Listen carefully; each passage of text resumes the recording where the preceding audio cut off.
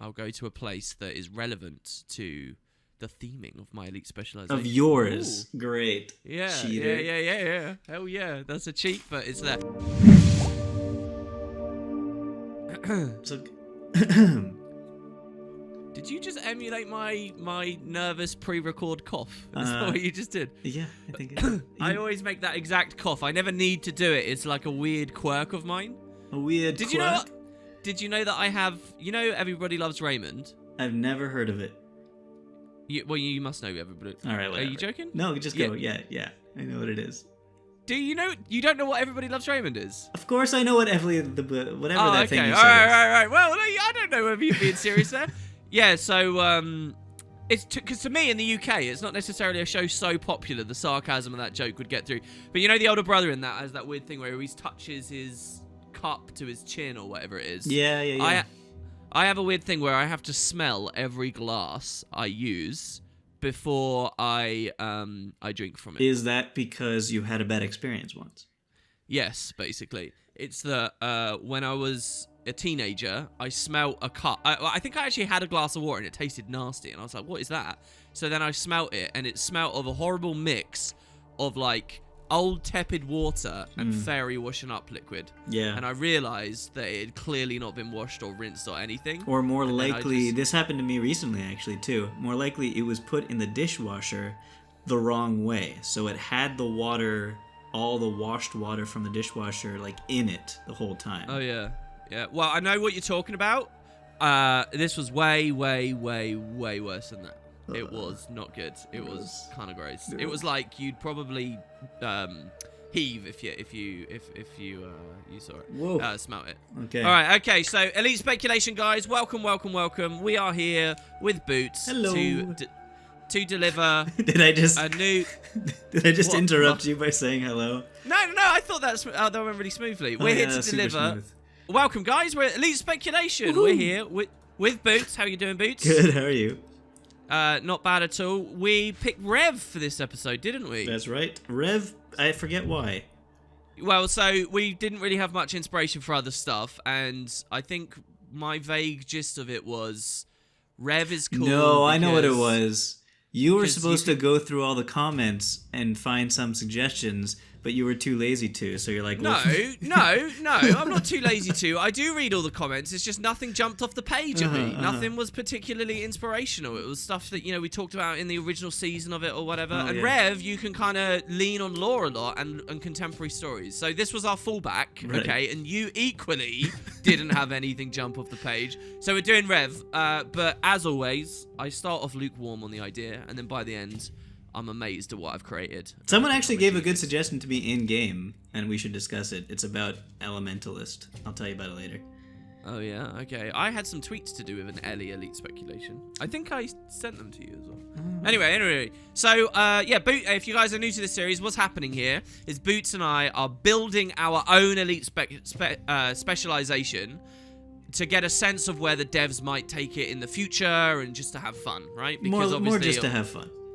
Yeah, no, but I think that, things we explore, you might find melted in somehow in the next expansion. I mean, frankly, the Necrospec I made last time, if that was in the game, I'd be very, very happy. Well, I mean, even what we make here, like what we say is a mechanic for Rev, might actually end up in the game. It will just be repackaged and reflavored and as a part of the Ranger instead. Do you know what I mean? The Ranger Elite Spec. So anyway, it'll be fun, and we've got various criteria we're going to go through. As we play today, I've got these two whiteboards here that Boots, our man in the sky, is going to be drawing on to represent our elite specs as we go through. So which ones? I'm orange, you're pink? Yeah, so you pick those colors, man. I know. I'm not criticizing the colors. I'm just trying to remember which one to draw on. Okay, all right. So I'll let you go first. What do you want to begin with? Our name and flavor of what we've gone with? Sounds like a good idea. Okay. Well, the name. Oh, yeah. I forgot the name. Good, because I struggled with the name on mine as well on this. I really don't... I have an idea, but it's not got mainstream appeal, right? My name is perfect, but people won't understand it. Okay, they're not in tune enough. You'll see in a second. What's your name? Oh boy, so I have to come up with this on the spot because I didn't actually think of a name. Wow, the preparation here. Oh damn. Okay, because we have the Herald, we have the Renegade. Yeah, should I go first? You should go first to give me time to think. Yes. All right, so we'll start with mine. Mine is the Outcast.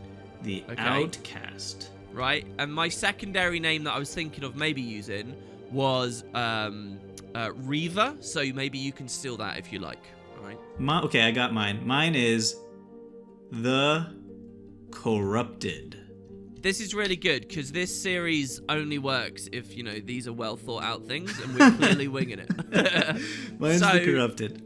Okay, that's cool. Corrupted would work really well for mine too, so I'm now concerned that we've gone way too similar. Wait, hold on a second. Okay, this is impossible though. There's no way we've gone similar because the whole basis of an elite rev spec is all around the legend, right? And there's no way out of all of the possible choices in Guild Wars 2 could we have chosen the same legend. Maybe. Well, we'll see. We'll see. Okay, so let's hear your flavor and get an image up of what yours is. I think we should do the images right now first, actually. Okay, all right. Yeah. Let's see your image because this will reveal all, won't it? Yeah. That is a particular Norn as well as another type of Norn. Yeah, that's the Norn Bear. That is the Norn Bear with Jorah, yes. Okay, I've got to say, I haven't picked the Norn Bear with Jorah. Oh, thank goodness. But, it was very close to being what I picked. Really? I actually picked the Legends quite late in the development of mine because, and I could have gone in a couple of different ways, and that would have been a perfect fit. So I was thinking of that. All right, so you're not going to have one image here, Boots. You're going to have two. Okay. Okay? Because my elite specialization actually gets 2 elite legends to channel, which I'll talk about very soon. I mean, so does mine. Okay, well, here are my 2. Kanaxai. Okay, so we got Kanaxai from Guild Wars 1. He's one of our legends. And the other one... And the reason why I know his name, the only reason why I know his name, is because he is one of the people I looked at. Okay, and who's this guy? Okay, that is generic concept art representing one of the voices of the Kodan, okay? So that is one of the Kodan that lead their people in their sanctuaries, but their entire job within their society is to be secluded from their people, interpreting the will of Koda and communing with the mists all the time, okay? Interesting. And there are stories of some voices going insane by the mists, and in that case... It's like this big time of trial for the Kodan, and if they make it through, cool, but quite often the voice will die. Oh my goodness, I can't... Okay, so we have 2 very different legends. Can you tell me why you chose Kanaxai, by the way?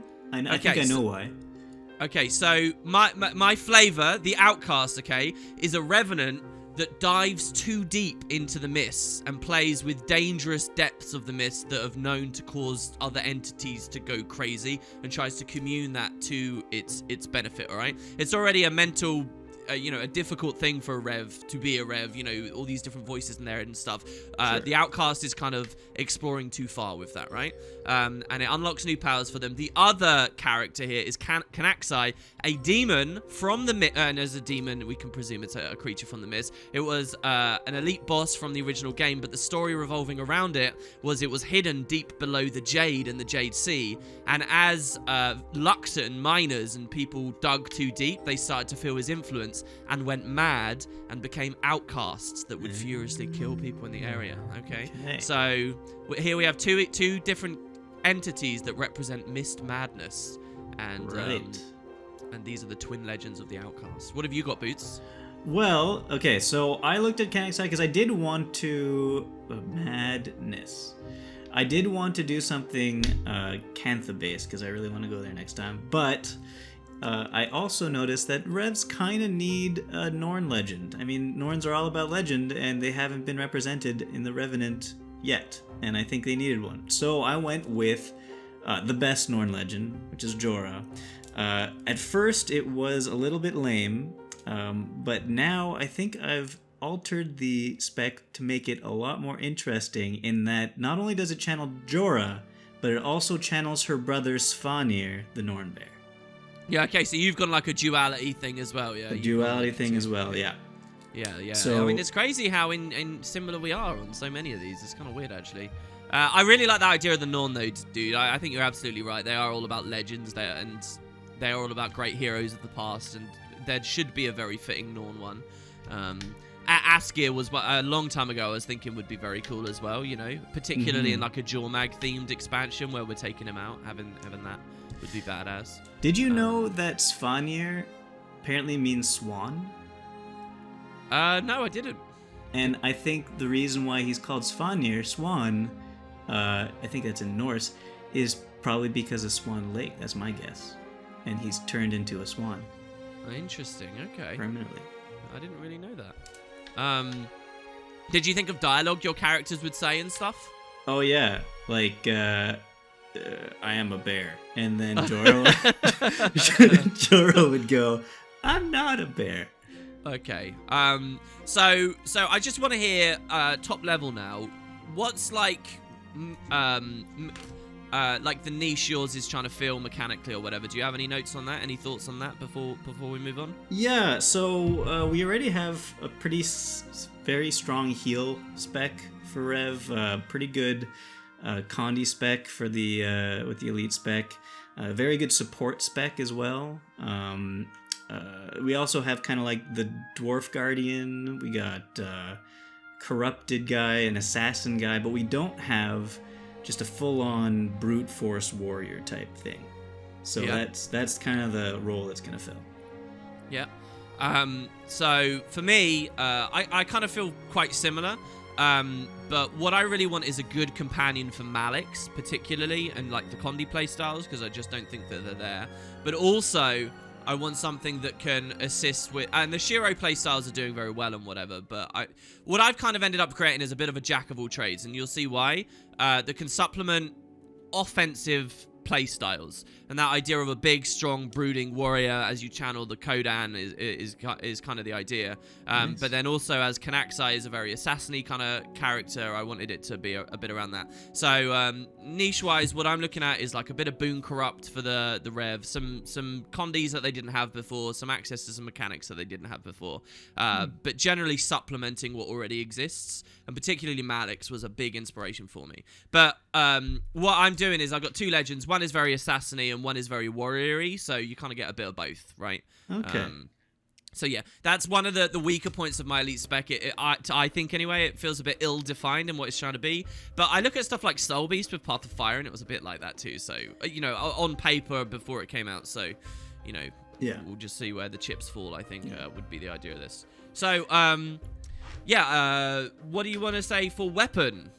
Well, my weapon is going to be main hand axe. We've done the exact same thing. Oh, good. I've got main hand axe. I've got main hand axe. Yeah, it's the weapon they need basically. But how did you interpret main hand axe? Again, brute force, strong warrior type. So it's a melee weapon. Yeah. Okay, so I didn't think that Rev needed that in its kit. I didn't think it needed a melee power weapon because we have swords, and I didn't think it needed a melee Condi weapon because we have mace. So my axe is actually a ranged thing, a bit like rangers, right? But it would probably be more like short bow in that it has really fun animations where it flirts with the mists as it applies its stuff. But yeah, axe is actually a ranged Condi pressure weapon. So what do you have any axe skills you want to talk about in particular? No, I concentrated more on the mechanics of the thing itself. Well, so for my axe, I'll just say I've got three. You get 3 skills. Some of them can be flip overs. They can cheat and have more or whatever. Just the 3 things I would really want this to have that I think it would need to be useful is somewhere around that 900 range threshold would be cool. I'd want it to have an escape mechanism of some sort, and I'd want it to have a little bit of Boon Corrupt. That's all I'd really want. But the escape mechanism can be whatever. It can be a block. You got 3 skills, so you have those 3 things that it does. Yeah, okay. So there you go. Now let's talk about... So there's 2 things with Rev. The utility skills, i.e. the legend, and also the mechanic, right? Let's start with the mechanic first of all, right? So Herald got the F2 facet. Renegade got, 3 Kala skills. What is your mechanic this time? Okay, well, this is where it gets kind of crazy. So the mechanic is, I'm so scared you're going to say my mechanic right now. It's so scary. It might be. You got a bear. I got a bear. Mine, F2 is become the bear. Oh, okay. No, but it's very different. Yeah, so it's become the bear, a much better version than your Norn racial. And since you're a Revenant, you never get access to the Norn racial anyway. You become the bear by pressing F2. You could become the bear. I think I have it here when you're below 10 energy, but I think I'm going to change that. You can do it whenever. Your stats increase. Your weapon skills are replaced entirely by your bear skills. You still got your utility skills, though. Okay. So do you know, first, before I continue, you know the story of Jorah and Svanir, right? Yeah, it's kind of the crux of the Eye of the North Norn arc. Yeah, basically, so they ran into some voice, which turns out was Drakkar, right? Yeah, under the lake, minion of Jormag. Exactly. Champion, I should say. He accepts the voice, she negates it, she is locked out of becoming the bear, he becomes the bear permanently. Yeah. So the whole point of this spec is to balance your bearness. Okay, all right. So you're balancing becoming a bear, because when you are a bear, you slowly gain corruption. Right. Your weapon skills and stuff also, and your utility skills while you're a bear are the Svanir utility skills, and they give you more corruption as well. Are they like reimagined versions of the GW1 stuff he had, like Mist Retreat and stuff, yeah? Sure, yeah. Okay. Alright, no, that was good. Yeah, and if you get too corrupted, if you reach 100% corruption, you are locked in to bear form until you die. Or maybe until you have some sort of special condition that I haven't figured out yet. Okay. So that means you can't go back to your weapon skills, etc. All right. So also when you're in bear form, you have a -3 energy generation. So that's also bad for you. So it's like an upkeep. It's an upkeep, exactly. And when you're not in bear form, your utility skills are all Jorah utility skills instead of Svanir utility skills. So Jorah is trying to calm down her brother, trying to take him back, like in the afterlife, they're still talking to each other. She's trying to reduce the corruption on him, and he's getting corrupted still. So what's cool there is that both those characters thematically as well, though, can both be, their skills can be big brutish warrior kind of things, you know, just different flavors. So there's no like messy, I have this build, but all the Jorah skills are useless. You never feel that way, right? Because yeah, they're kind of similar. Yeah. Now there is an F3 skill, which I kind of like, and you could only use it when you're a bear, and you could only use it when you're not the Norn, the Norn bear, like the fully corrupted version of it. Okay. And that is Hibernate. Oh, okay. And Hibernate, much like the Slothazor, you go to sleep, and you get a break bar, and while you're asleep, you regenerate your energy to full. Oh. And once you reach full energy, you unhibernate. Or I think you could also break it early if you want to. But if somebody else breaks it early by breaking your break bar, then you get some more corruption and you're knocked out of it. So are you a fan of player break bars? Obviously, Heart of Thorns did that, and then the devs just ended up removing it. And I feel like it could be cool. Like Earth Overload used to have a break bar on it, didn't it? Yeah, and I think it could be good. I think it could be. The only bad thing about it is that probably one of the reasons why they removed it is how would it interact with stability? Would stability on you, if you have pulsing stability or something, would that stop the break bar from getting affected? Well, in PvE, that's exactly what happens. If a boss with a break bar gets stabbed, you can't go through the break bar until you rip the stab. Yeah, so my guess is that for the purpose of this Hibernate thing, it's going to have a built-in thing where it rips its own stability from itself every second. Interesting, okay. So you've just kind of shaken up the kind of CC mitigation it has. Yeah, exactly. So not only is this about balancing your corruption, it's also about balancing your energy. I think it would be the only spec that makes you gain energy with certain skills. Right. So because you're able to gain energy, the utility skills and the bear skills are all much more energy intensive and much bigger, stronger attacks. Okay, yeah. There you go. Cool. Okay, so for the Outcast, my unique profession mechanic, okay, is overloading. All right, and what this does is it doesn't just interact with the new legends. We'll get to those later. Obviously, you can be any legend and have your new mechanic available. So the idea here is you can overload any of the legends that the Revenant has, and kind of upgrade them to an extent, right? Because obviously it's an elite specialization. So let's talk about overloading. It's on F2. Okay, that's the only button you get. It's F2. There's no F3, no F4, no F5. So when you legend swap, it's just like when you're a Tempest and you attunement swap. It's the legend you're in starts the overload starts charging and charging and charging, and you have to stay in that legend for a while. Then also, if you choose to overload, it will cost you energy to actually do it. So if you think about the way that normal Rev gameplay works, they generally drain all of their energy within that 7-second window so that they can legend swap, anticipating that they'll get all their, go back up to 50% energy, and then they can keep using skills.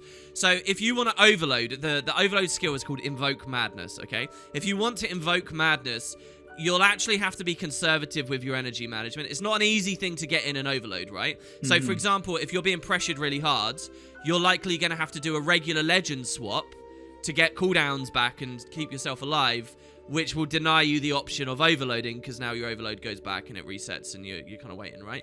So, I don't know what the exact balance will be, but that's the idea, that it's actually, you have to spend some time to get into it. So, if you overload and invoke Madness, what it does is it takes your legend and it upgrades them to be like the maddened version, right? The Mists invoked maddened version. They're still the same skills, but they're basically just more potent versions that are more offensively geared, but feel mechanically similar. So if you are Ventari and you overload Ventari, the upkeep will be the same the skill will still be the same. They're kind of like glyphs, right? Your expectation of what they do will be the same. It's just that the actual nuance of what they're doing will be more offensively geared and stuff will be culled away, okay? So that's the idea, and so players, it's not like we're making 4 new legends, is what I'm getting at. We're just kind of upgrading them a bit. But as far as visual effects and stuff goes, I'd love them to go the whole hog, and all the skills can have really flashy new stuff going on. So the actual mechanics, once you've invoked Madness and you are in this enraged, overloaded form, it's kind of a lot of inspiration from Hollow. Your energy will go to 0, and instead of getting energy degen, you've got max energy generation, and your upkeeps become free and everything, and energy just comes flooding in. Instead of costing energy, your skills now give you energy, and the game is to not hit max energy. So we've just kind of reversed the idea, right? So you're trying to not hit max energy. If you use too many skills, you'll hit max. When you hit max, you go mad, and it's basically an overheat mechanic. You take a ton of damage, you get kicked out of the mode, and you're back to normal, but you're punished because you hit that mode. So the only way to stop overloading, right, to stop going mad and taking the penalty, is to, at any point, invoke your other legend, to return to a safer area of the Mists and just do a legend swap. So if I'm Malix and Jarlis, and I overload Malix, and I'm about to hit max energy, I need to swap back to Jarlis, all right? So you can try and get yourself to leave, we can play with the cooldown of your legend swap, so that there's a little bit of risk there, just like they do with Hollow, right? So that's the idea. And so, I did actually... so I'll note as well that they're just like glyphs, right? So we're not giving Revs more heals and more elites. It's not like you can use your regular Jarlis heal, overload, and then use the maddened one immediately afterwards, and then legend swap and use another one. They're like glyphs, right? So if you use your elite before you're mad, you don't get the maddened one as well, because it will be on cooldown. Where the cooldowns count, obviously Ventari tablet would be different, and that would be kind of a fun aspect of it. That's all to kind of keep it balanced. But the idea is, because it's difficult to get into Madness, just like with Photon Forge, that stuff is tuned to be stronger, right? And so it's a way of looking back at the core legends and what they kind of need a little bit of, and making them a bit better. And that's why this kind of feels like a bit of a jack of all trades. So very briefly, I do have just some thoughts on what happens with each legend. So the idea is your kind of alternate mad versions of what it is, so you can have a lot of fun, right? So let's look at Ventari, right? Ventari is all about safety and pacifism and stuff. Well, Mad and Ventari, you don't get projectile blocks anymore. You don't get healing. You don't get alacrity if you're salvation. You don't get healing. confidence. What do you mean no healing? Because it's the maddened mode. You still have the regular mode. You haven't lost access. If you're looking for healing, you don't go mad, right? Okay, yeah. Okay, so what we do is it's kind of the reverse of each. Where you were cleansing before, it's now a condition applier. Ooh. Where it was a big packet of heal before and alacrity, it's now a packet of damage and chill. Where we were blocking projectiles before, now we're sending projectiles out. Like, I like the idea of the tablet is all corrupted and, like, red and broken. And now when you use that channel ability, it's like a thorn trap or something, and it's just spitting stuff out. You know, in that circle, and you sort of swing and you actually kind of get that DPS totem idea where the tablet you're summoning to different areas to DPS, and you're only using this for little burst windows, but yeah. And then the elite, instead of blowing out, it now pulls into it, which has got some cool synergy with, you know, the projectile shards or whatever. So that's Ventari. Jarlis, the hammers, maybe you can change to swords or something. I don't know. I'd keep them as hammers. But they don't reduce your incoming damage anymore. You don't get stabbed on the road and stuff. It just does more damage. Well, yeah, the hammers do more damage, but instead of them orbiting around you, they orbit around your target. And now, by default, the devs could never do that because it would be really cheesy to just orbit hammers around your target for ages and hold the upkeep, and it would just be really frustrating. But because you can only be mad for so long, and it costs you energy, and you're going to get kicked out, they can actually do stuff like that. I love the idea of, maybe if you're in PvP in a big team fight or something, you summon the hammers onto the firebrand to cleave the scourge, forcing them apart and stuff. And I like the idea of using it in PvE for a supplement to actually using just regular hammer and stuff. So anyway, that's a cool idea. I like the idea of the road being like a broken road or whatever. And then the other thought I had for Jarlis, I haven't done every skill, but is your elite is Right of the Great Dwarf, halves everyone damage. I like the idea instead now it's Right of the Great Destroyer. And you know the Weaver's molten armor on dagger, yeah? Yeah. It's kind of like that. You give everyone molten armor where they're pulsing pressure out around them now instead. On sword though, right? The molten armor? Yeah, no, that's dagger, isn't it? Oh yeah, no, you're right. It's sword. Obviously, it's sword. Yeah, so it's like the molten armor from Sword on Weaver. Then there's Shiro, almost done. Shiro, have you ever heard of Blood Jade? Sure. I've heard of Jade. Okay, Google Blood Jade. People Is it watching Red the video. Jade? It's basically just Red Jade, right? Got it. It's Blood Jade theming visually. There would have to be some slight tweaks. The evade, okay, would have to cost a lot more energy because essentially what you'd be able to do is evade, go mad, evade, leave, and stuff like that. So you'd have to, do that to stop that being too cheesy. I'd maybe put a cooldown on it, but what it does now is it cascades like shards or like, that concept art of the Jade Sea with the wave. It's like concept art made to look like some Japanese art in real life. I'll put it on screen for people. Okay. It's kind of the idea, you have a wave of jade that comes out behind you, and maybe that cripples or something, and it splashes damage out. And then here's a cool thing, right? The elite Jade wins, right? That gets upgraded. That becomes Death Whale, all right? It's the exact same idea, big AoE, but instead, maybe it doesn't stun now anymore. Instead, it costs so much energy that if you cast it, it will force you to go mad and take the penalty. It like forces you into an overheat, if you will, right? So, and that might put you down state, right? The idea is you're really going all in if you do that.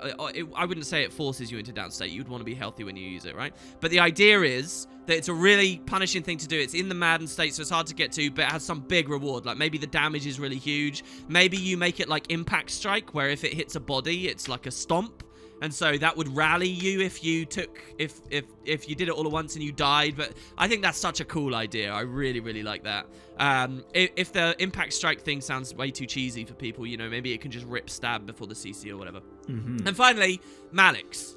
So the heal would now it just basically gets the quality of life it doesn't have. The heal transfers condies now so that you can sort of bounce that around a bit more. The elite and the other idea I have is the elite would change from embrace the darkness to embrace the abyss, and it's basically the same idea, but the animation's a bit cooler, and it's a bit like Doom when he uses that vortex, right? Essentially they use that like sliding thing where people, it's not a hard CC or anything, but people are sliding towards you if they're near you. You know, you're like dragging them towards you or whatever, which then puts you into your pulsing AoEs and stuff. Yeah.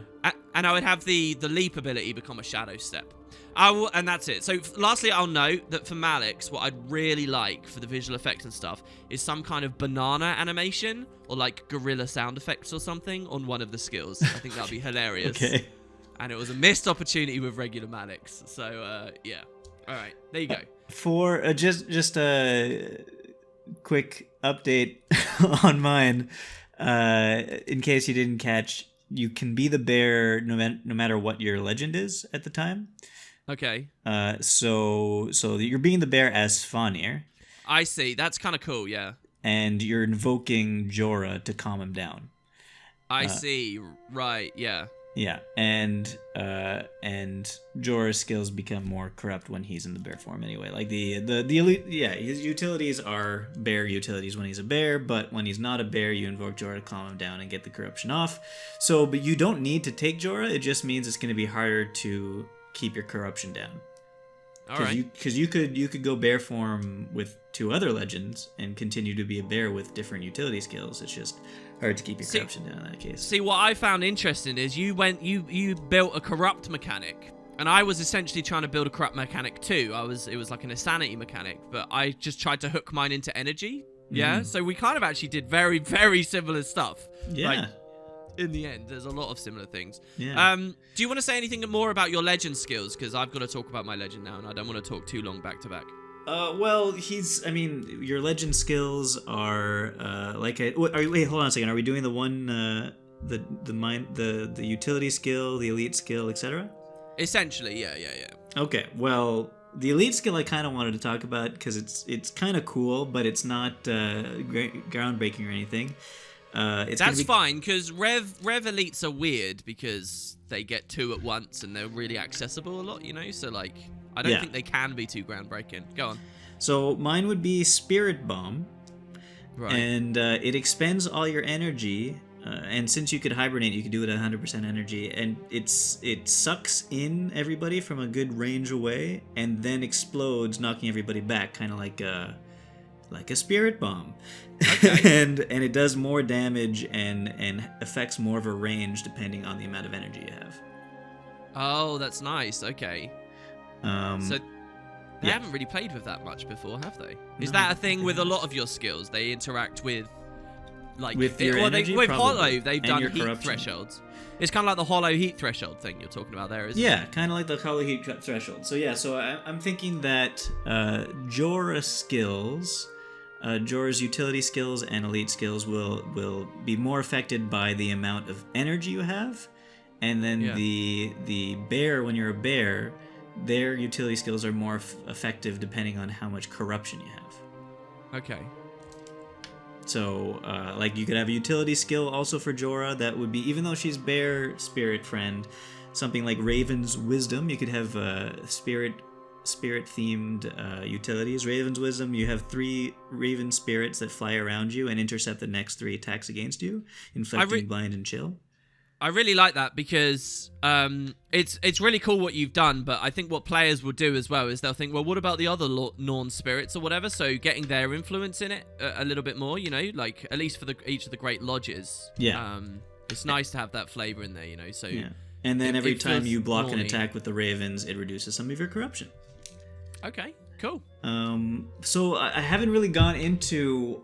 I just know that the utility skills and the elite skill, when you're a bear, are going to be more attack-oriented rather than defensive-oriented.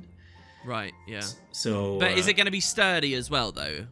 It should be sturdy, yeah. Yeah, that also might come around with the traits, though. See, when I think bear, I think bear style stuff is pretty easy to think of exactly how it should function mechanically. Like, it should be pretty tanky, but not extremely tanky. It should be pretty fast attacking, but not too much. Each strike should feel really weighty and precise and heavy, you know, like... Mm-hmm. I feel it has to be heavy for sure. Yeah. Kind of a bit like how they implemented Rampage, but less on the CC side of things, you know? Mm-hmm. I guess. In terms of animation speed and weight and whatever. But yeah, okay. So do you have anything else you want to say? Heals, maybe? Nope, no, I'm good for now. Okay. Obviously the Jorah heal would heal you and then also reduce your corruption. The bear heal would heal you and maybe increase your corruption. Yeah, that's a cool dynamic, definitely. So for mine, obviously we talked about overloading the other guys. So with the legends, here's the thing. With my new legend that you get, it doesn't actually have maddened versions. I didn't do... you have your legend and it goes mad or whatever. Instead, if you are channeling Knaxai and you choose to overload Knaxai by invoking madness, what it will do, instead of going mad, it will swap you to Honor's voice, okay? The idea is that Kanax and Honor's voice are both constantly mad. So Honor's voice, I didn't even say in the video yet, that's the Coden that goes insane in the Honor of the Waves story dungeon before getting hunted down by Sons of Svanna and Jormag and stuff. But that was actually a voice that went mad in the personal story in Guild Wars 2, right? Right. So the idea is both of these entities are always mad, but they're just, you can be a bit more stable with them or whatever. And yeah, if you invoke madness while you're Knaxai, instead of becoming mad Knaxai, you get, instead of essentially the same skills just slightly tweaked, you get a different set. You get the Kodan skills instead. And if you're the Kodan, and it's a permanent thing, there is no energy messing around or anything. It's just like a normal legend swap. So what made these two guys team up? I don't really know. I didn't really think about that, except that they're very similar stories of the mists ebbing into people and making them go a bit nuts. It's funny because we're talking about so much stuff that I think in the end the devs might reveal to be very much to do with Jormag and his mist influence and stuff. But yeah, so I could, and that's why I was thinking of the Nornbear too, right? But I thought Coden was pretty cool in the end, and I still get the berry stuff. And I don't know. I like the idea of doing a non-legend. Definitely, I would want to dedicate to a non-legend. I wouldn't want to do a mix and match or whatever. I guess I didn't think about why do they team up in the same way that I didn't think about why Shiro and Malix teamed up in general. But I get that I'm packaging them much more tightly together than the other thing. So yeah, that's the idea. There isn't like a madness thing for these guys. And so, yeah, I thought a little bit about what their skills would do, about what I would want from them. So first of all, the Coden stance, my inspiration for that was to be like a genuine bear form.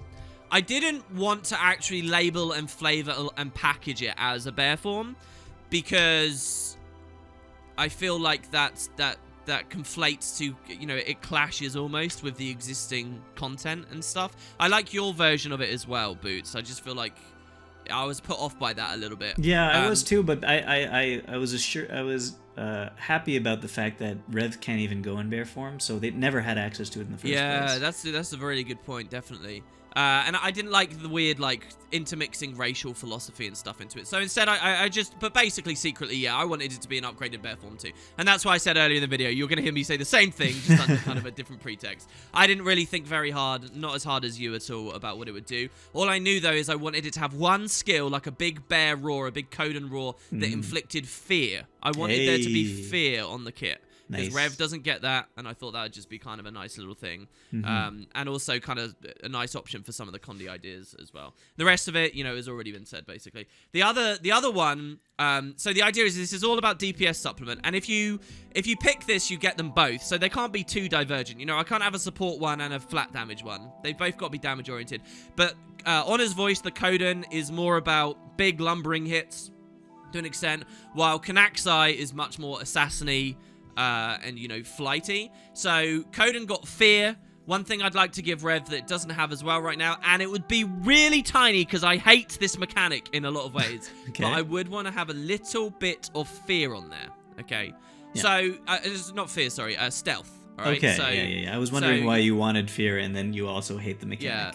Yeah, no. So fear on one, stealth on the other. So you get legendary Coden stance, which the character is on his voice, and then you get legendary Oni stance, which the character is Knaxai, because Knaxai was the architect of the Oni, right? So, and if you look at the Guild Wars 1 Oni skills, they're all like stealth oriented kind of, right? Like they've got Shadow Shroud as their elite and stuff. Yeah, they always appear out of nowhere. So yeah, I would have a little bit of that on there. Scorpion Wire was something they used a lot. Scorpion Wire obviously already exists in Guild Wars 2. So I was thinking you could have a version of Scorpion Wire where instead of yanking someone to you, you can go to them. Like maybe you can mark them and then pop over, but they see that they're marked, and it's kind of like a shadow step style thing, which is what they were known for as well. And that's really all I went into with the skills. You know, you can put whatever you want on the elites where you want them. All I would say is I would really be very careful with the heals on them, because I hate playing Renegade or Core Rev, because losing the Glint heal just feels so punishing for any Rev build to me. Right. So I'd want whatever the new Elite Specialization heals to be to feel like it can actually do something. And so in this occasion, do you remember how I said we don't get maddened? They're not like glyphs anymore. I kind of have given you 3 legends at once almost, and that's what rounds that heal deficit out. Hey. Because you can do that. Yeah, so there you go. I just thought of something. Heal skill. Good. Yeah. Jorah is like a heal skill and removes corruption from you, normal heal skill. But then when you're in a bear form, Svanir's heal is like a healing signet, like a warrior healing signet. Oh, that's a good idea. Yeah, definitely. Maybe slightly I thought you were stronger. going to say like Defiant Stance or something, but no, that makes sense too. Yeah. Okay. There you go. That is all. Cool. So yeah, I think that's mostly what I had, and then there was traits to talk about as well. Yeah. I just want to be very clear: when you're swapping between Honor's Voice and Kanaxai, you can only do that by overloading one of them. So if you are Kanaxai Malix, you can't instantly go to the Coden from Malix, right? It's not like you get absolute freedom to get everything at any point. So is the base Outcast Kanaxai? It doesn't matter. It could be whatever you want, because once you make that swap, it's permanent. So you can define whatever until you you want go your mad base again while in that legend. It essentially functions as almost exactly the same as a legend swap, except it will have a cast time and an energy cost on it, and you have to charge it up, right? Okay. And your reward for that then is getting your 50 energy on the swap and all that stuff. You know, numbers can be tweaked, right, to whatever it be. So, why don't you talk about your traits? You got any cool ideas? So I was thinking, well, okay, for one thing, I figured the traits, what they would do is, just as a whole, one line would delve deeper into wanting to be corrupted. So you would have traits that you select that would say, like, at certain levels of corruption, you do chill on attack or something like that. Chill on impact. Every time you hit, you do chill. Okay. Or it's like, or you do more damage depending on how much corruption you have, basically. Right. Another line would be trying to heal that corruption, to always be able to be at low corruption. And then another line would be more about balance between the two. That's a nice idea, yeah. So for one thing, for a minor trait, also I just wanted to say, when the more and more corrupted you get as the bear, the more icicles basically are like sticking out of them. Oh, that's some cool visual effects, definitely, yeah. Yeah. So the minor trait, you get, while in bear form, you get 1 stack of stability, let's say, for 2 seconds every 4 seconds, just as a nice little minor trait. Right, okay. That's a super strong minor, though, dude. Stab's amazing. Okay. It's so, 1 stack, though, so it's 1 stack. It lets you be more bear, you know? Like, it's hard to be a bear and be really easy to knock down all the time, right? Yeah, no, that's fair. You do need quality of life like that to be able to unlock playstyles like that. Exactly, and you would need 100% boon duration for it to be permanent stability anyway. Oh, okay, yeah, and you're thinking on that end, too. Yeah, that's a good point. And then for a GM trade, the thing is, I wrote this down a while ago, and I think I rolled it into the whole idea of the spec since then. But what I wrote down was that if you are prematurely woken up from your hibernation, you go into a feral rage. So instead of just gaining some corruption, I guess, you go into a feral rage. You gain stability, might, and fury, and quickness for a certain amount of time. You can't hibernate or exit from bear form until your energy reaches 0. It's kind of like the full corruption, only not as bad. But you get boosted. Oh, okay. So you get all those boons and extra damage. All right. Yeah, I played a lot with boons on mine too. I think that's a healthy way of doing it. Instead of like extra new effects and buffs and stuff that they keep layering over it, I wanted to key into the core systems as much as possible. Cool. So, yeah, any other observations? Overall, I mean, I feel like I didn't flesh this out quite nearly as much as you did, but I just like the concept a lot. I like the concept of juggling the energy, because of the hibernation, juggling the energy more than you'd be able to with normal Rev, just by legend swapping. Like, you could juggle energy because in the bear form, it's using up so much more energy. Yeah. And then also just having to juggle your corruption as well, and being able to, you know, build into whether or not you want to be a bear permanently or not. Yeah, I really like, and again, it's Hollows are really, I mean, I think Hollows inspired me in so many ways, and it sounds kind of Hollow-y to me as well, you know, how long you want to be in Photon Forge versus not, you know. Exactly. So for my traits, for a miner, I just put quickness is slightly more effective on you.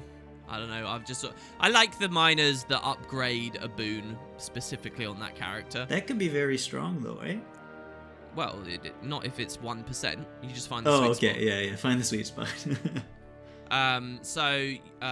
Yeah, I like the idea of that. And then I did hash out 2 Grandmasters, but either the idea is to have these as GMs, or they can be just general themes for entire lines. But yeah, so 1 GM is about Kanaxai, 1 GM is about Honor's Voice. So the Kanaxai-oriented one, I was thinking, when you swap into the stance, you get a thing, right? A lot like Invocation is, right?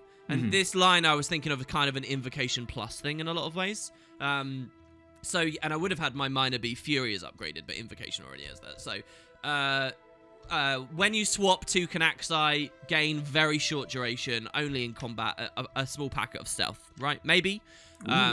That could be too offensive, though, if you get stealth on the utility as well. So what I was thinking is maybe Shadow Shroud could instead be Barrier, right? And your only stealth access is if you take the GM trait. Alternatively, if you don't trait for stealth, you can take a different GM, which is when you swap to Honor's Voice and the Coden, you get Might, Stability, maybe even a bit of Aegis, 1 packet of Aegis there when you swap into that. Again, as an only in combat thing. So an on swap for each thing, and you know, you get these boons. Would that all be 1 GM trait though?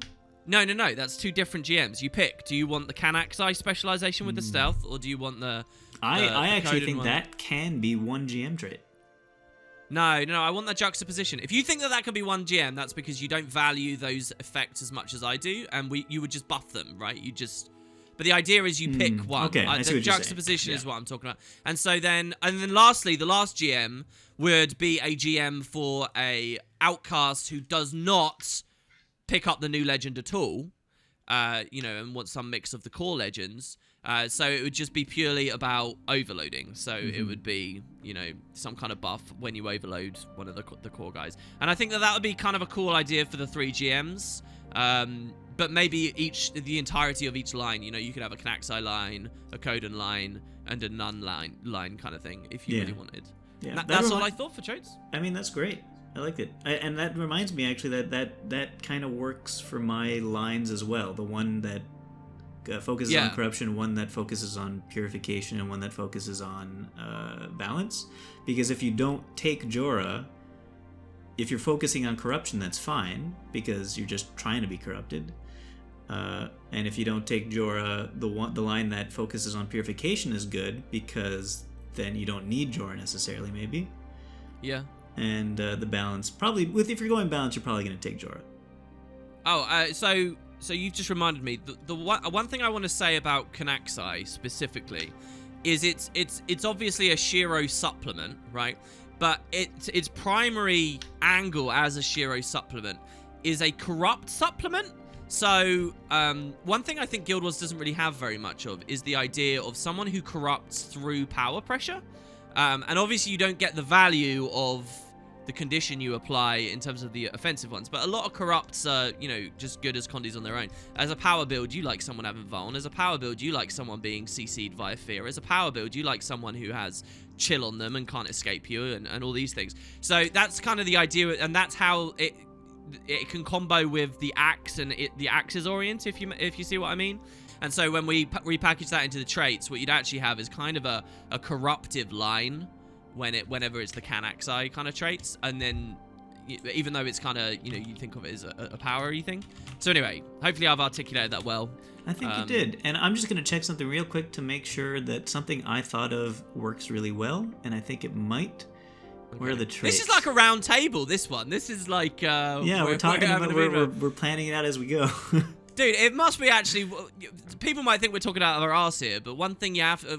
no matter what you think of our ideas, it must be pretty cool to design elite specs, honestly. Yeah. Yeah, exactly. Oh, here we go. Yeah. Abyssal Chill. Perfect. So the corruption line, one of the traits, like I was saying, could probably be, the more corrupted you are, the more you inflict chill on your attacks. And that combos out of corruption. That's really cool, dude. Yeah, with corruption, that'll... I love that trait. That's really good. I didn't even think of that. What I did think of was when you are Salvation, it makes your tablet apply Alacrity. So I was thinking if you are Salvation and an Outcast, you get chill instead. I did say that earlier in the video, but the stipulation would be only if you're traded as well. And that, not that I think that would be OP necessarily or anything, but it would just be kind of a cool, little interaction. But you've definitely thought of a much, much more important one. Yeah. Yeah, think about that. If you're going pure corruption, you go like every attack you do inflicts chill, and with 0 internal cooldown, they get torment as well in every attack. So let me ask you, to round the video out here, at the start, you said one of my legends wasn't cool enough. Which one was it? Was it the Coden one? I started out just doing Jorah. And I started out just thinking, hey, I'll do Jorah as a legend, and you'll become a bear, and you'll get Hibernate for the energy. Yeah. And then it didn't really go much further after that. It was just a warrior who had a bear form. And I did want to add corruption to it because I know that the storyline included it, but it didn't make sense that Jorah herself would feel the need to be corrupted. Yeah, exactly. Yeah. So I had to add Svanir in there, and it worked perfectly because Svanir's the one getting corrupted and Jorah's the one trying to stop him.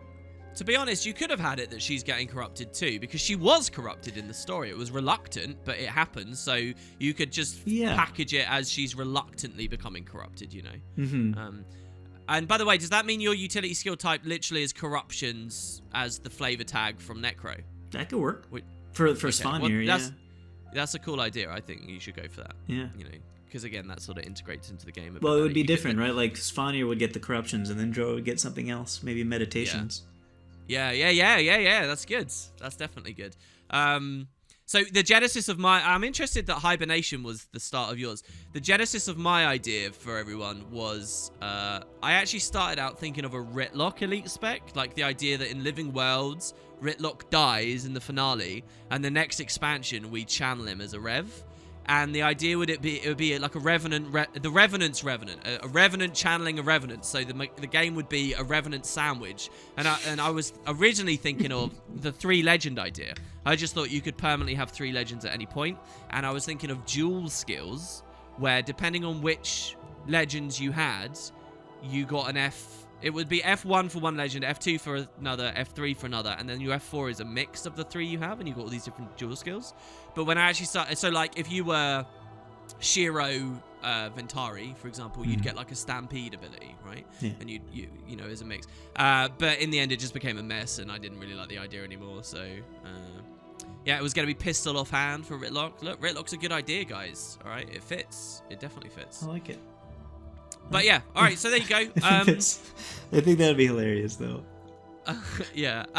So there you go, guys. What you get to do now is tell us in the comments, give us your votes, give us your thoughts and feelings on which one came out better. And we never actually talked about it. Who I have won a question. The last round? You did decisively, right, with Necro. It was like 90 to 10. But I have a question about your Ritlock idea. What happens if Ritlock gets that same elite spec and starts channeling himself? Is it just Ritlock's all the way down? Well, he can't because he's dead, so that's the idea.